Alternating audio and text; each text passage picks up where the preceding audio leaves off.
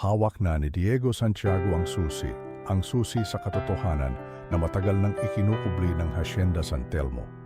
Habang tinititigan niya ang kalawangin na seradura, ang marka sa kanyang pisngi ay tila mas naging matingkad sa liwanag ng lampara.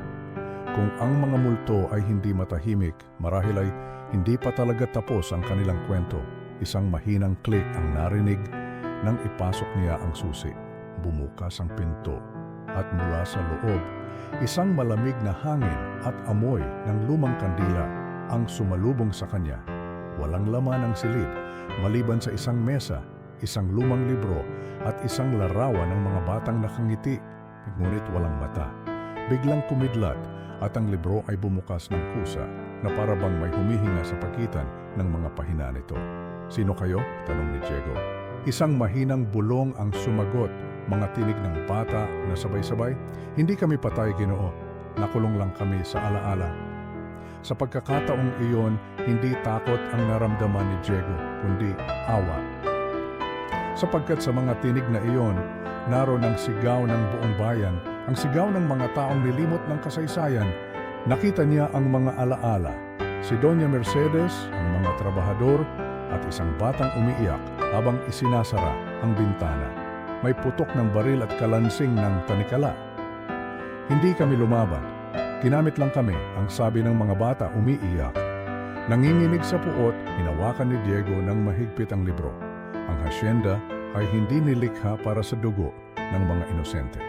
Kung ito ang katotohanang pilit nilang nililibing, siya ang huhukay nito. Biglang nagliyab ang mga kandila at sa likod niya, lumitaw ang multo ni Doña Mercedes. "Huwag mo nang buksan ang lahat ng pinto, Diego Santiago. Ang susunod na katotohanan ay ikaw na ang magbabayad." Nagdilim ang paligid. Bumukas ang libro sa huling pahina at doon nakasulat ang pangalan niya, Diego Santiago. At ang petsa ay 3 araw mula ngayon. Ang bawat bayani ay may utang sa nakaraan. At minsan, ang tanging paraan para mabayaran ito ay ang sariling kaluluwa. Tumingin si Diego sa salamin. Sa refleksyon, hindi siya tao kundi isang anino. "Kung ako nga ang susunod," bulong niya, "hayaang sa akin matapos ang sumpa."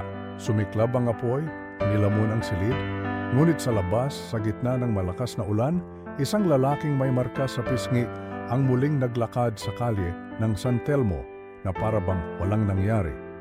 Ang kanyang mga mata ay pagod, ngunit may bagong liwanag, sapagkat minsan ang mga multo ay hindi nawawala. Sila ay naglalakad kasama natin, bitbit ang mga kasalanan ng kahapon. Salamat sa panonood.